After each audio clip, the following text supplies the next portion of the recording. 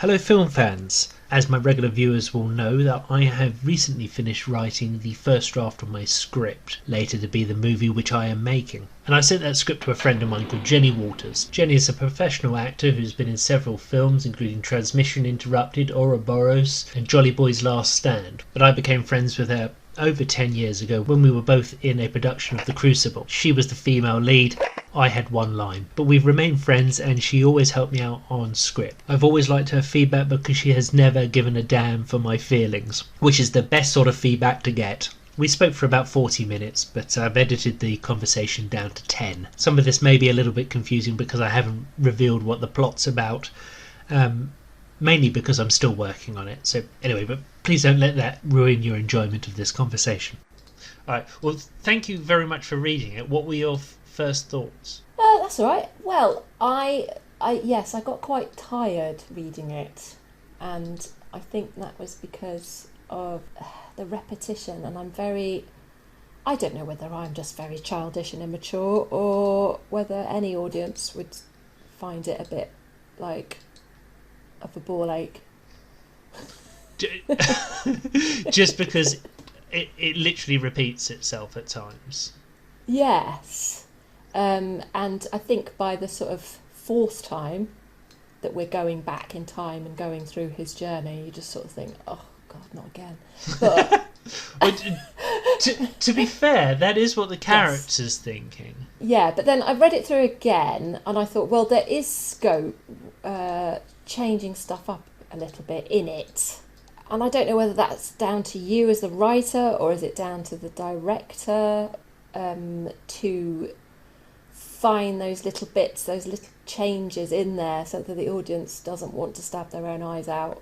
Can you give me examples? Just when the dialogue repeats, just when you get into the same chunks of dialogue. It doesn't matter if you go back into the same scenarios, but if you go through the same chunks of dialogue again. So it's just literally when you see something verbatim twice. Well, it's more than twice, isn't it? Well, yes, it is more than twice. Audiences are inquisitive. They want to know. They want to work things out. They like being left in the dark a little bit, and they like going, ooh. That's where the beginning of it I really liked. It's like, what's going on? Why is he walking down the corridor? Why has he gone back in time? And that's intriguing, and that's good. But then when you're like, oh, okay, we're just going over this, and we're just going over it, and we're going over it. I don't feel enough of him going, what is happening here? And really trying to work out. Because you've got that Scott Kingsnorth dialogue of that sort of cheeky know-it-all gobshite that you do so well. Oh, I'm glad you think gobshite is the Scott Kingsnorth dialogue. Yeah, smug is another word I'd use for it. You know what I mean. Yeah. Insufferable. Loudmouth prick. That's the one. So you've got that down. But I think I'd like more of like, what is happening? He just seems to sort of settle into it quite nicely. Okay. In John Cleese's book on creativity, which is called A Short, Cheerful Guide to Creativity, he says, when getting a second opinion, you need to ask 4 questions. So I'm going to ask those. Who the fuck do you think you are? Who do you think you are? So the first question were you bored? About 3/4 of the way through I was. 3/4, okay. Yeah. The second question is, where could you not understand what was going on? I think at the end. The very end when things were concluding? Yeah, I don't really know. Can't really work out. Why does that make a difference to him? Because he's a self-absorbed shit. Right. He's a typical Scott Kingsnorth character. See above notes on gobshitiness. Yeah, okay, but why? What difference does it make to him that he's seen these things, or what difference does it make to other characters? That's the thing. The third question John Cleese asks is, where did you not find things credible? It's all the way through because it's not. It's not fantasy fiction. Yeah, it's yes. not real life. But but saying that, the characters were credible. I didn't think the other supporting characters who are in a real dimension, aren't they? So yeah. No, they seem right. They seem credible.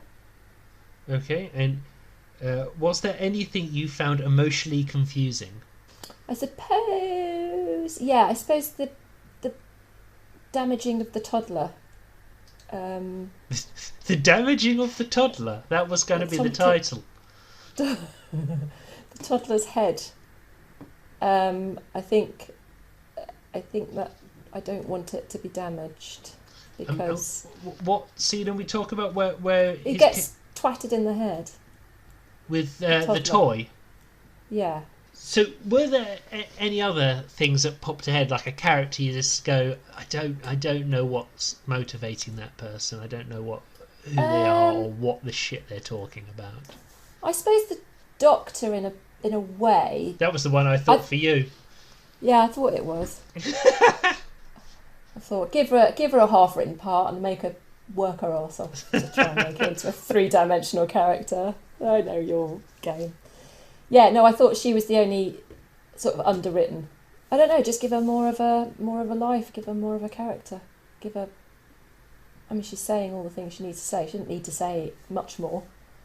But what is she? But yeah, again, yeah, the actor, me, can work that out, I suppose. Yeah. I think it's a note I always want to give to people when they write scripts is there shouldn't be any secondary characters. As a sort of middle-aged woman, I'm often asked to play someone's mum, and that's the name in the script. It is mum. Often the dads will get a name. The mums are just still mum. Mm-hmm. And I want to say, look, there is no filler characters in good films. Everybody has a well-rounded, three-dimensional life, and yeah, that's a lot to do with what the actor brings, but it's also down to the writer as well. Don't just think, oh, this is just somebody bringing this bit of news. Give them something else, so that greedy audience can go, ooh, ooh, ooh. And if we need to know that they're not important and they haven't, they don't have to have a storyline, but they can have a character. Yes. When I was working with Chris Mayo, I think the phrase that we finally came down with is, give them something that they can cut out and put on their show reel. They just want that one thing, one highlight to show that they can do something. That's a way of thinking of it, yeah, because that's what it means. But I'm not thinking it from an actor's point of view. I'm thinking of it from an audience point of view because I like, watching films. And if a good director and a good writer gives you lots of little juicy characters and little juicy moments, even if they're there for a tiny bit. I think give everything that rounded colour and life. Even if it's somebody like a doctor comes in. They, what are they doing? What are they like? Wallop. You've got someone interesting, something more interesting to look at. Yes, currently that doctor's character is tired. That's fine. Why is she tired? Well, she says, where are you getting them all from? Talking to the ambulance driver, where are you getting them all from? You think we were in a war zone, so I presume she's overworked. Right, she's overworked, but also she's got a life outside of work. She might have kids. Yeah. She might, she might be trying to give up smoking. That's a classic.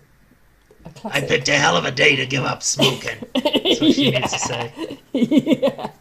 No, don't do that one. Okay.